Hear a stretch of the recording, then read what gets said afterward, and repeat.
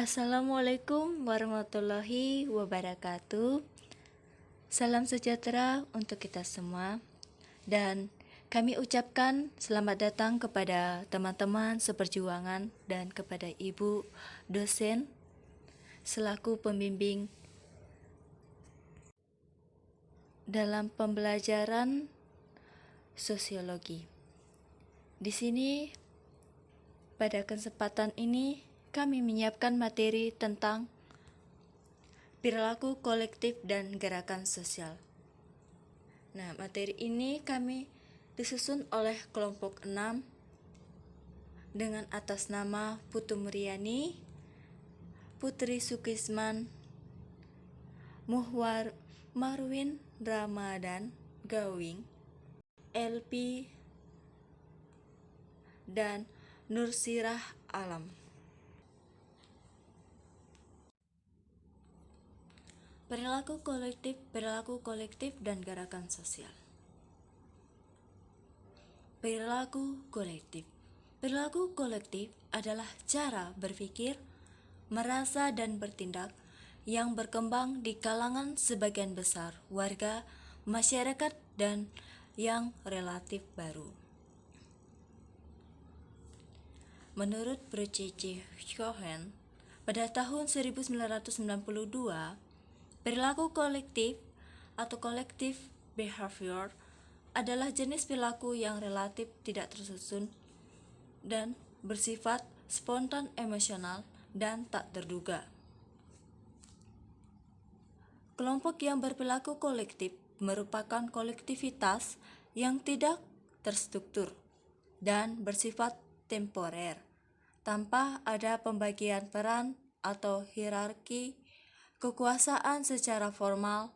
Perilaku kolektif merupakan ciri khas dari masyarakat kebudayaan kompleks atau heterogen. Adapun materi saya yaitu tentang perilaku kerumunan.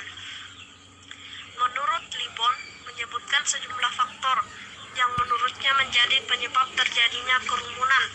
Faktor pertama, bahwa karena kebersamaannya dengan banyak orang lain, maka individu kemah yang semula dapat mengendalikan nalurinya, kemudian memperoleh perasaan kekuatan luar biasa yang mendorong untuk tunduk pada dorongan naluri.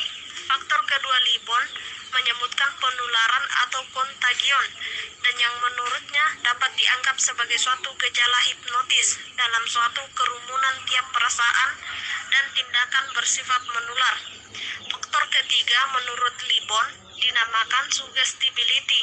Dalam kerumunan, individu mudah dipengaruhi, percaya, dan taat. Adapun faktor penyebab perilaku kerumunan, yang pertama yaitu penyebab terjadinya kerumunan menurut Libon.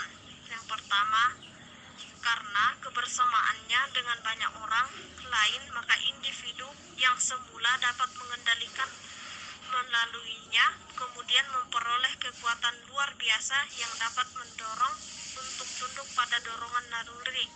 Yang kedua, penularan atau kontagion. Dalam suatu kerumunan, tiap perasaan dan tindakan bersifat menular. Dan yang ketiga, suggestibility. Dalam kerumunan, individu mudah dipengaruhi, percaya, dan taat. Terus yang kedua, penyebab terjadinya kerumunan menurut Turner dan Kilian. Emergent norm theory. Menurut teori ini, dalam interaksi yang tidak ada aturannya, sering muncul aturan baru yang ditaati para anggota kerumunan. Nah, terus yang ketiga, penyebab terjadi kerumunan menurut Horton dan Han. Teori konvergensi. Menurut teori ini berlaku kerumunan muncul dari sejumlah orang yang mempunyai dorongan, maksud, dan kebutuhan serupa. Tentang faktor penentu perilaku kolektif, yaitu yang pertama, situasi sosial. Situasi yang menyangkut ada tidaknya pengaturan dalam instansi tertentu. 2. Ketegangan struktural. Adanya perbedaan atau kesenjangan di suatu wilayah akan menimbulkan ketegangan yang dapat menimbulkan bentrok ketidakpahaman. Ketiga, berkembang dan menyebarnya suatu kepercayaan umum. Misalnya, Berkembang isu-isu tentang pelecehan suatu agama atau penindasan suatu kelompok yang dapat menyinggung kelompok lain. Keempat, faktor yang mendahului yakni faktor-faktor penunjang kecemasan dan kecurigaan yang dikandung masyarakat, misalnya desas-desus isu kenaikan harga BBM. Kelima, mobilisasi perilaku oleh pemimpin untuk bertindak. Perilaku kolektif akan terwujud apabila kelayak ramai dimobilisasikan oleh pimpinannya.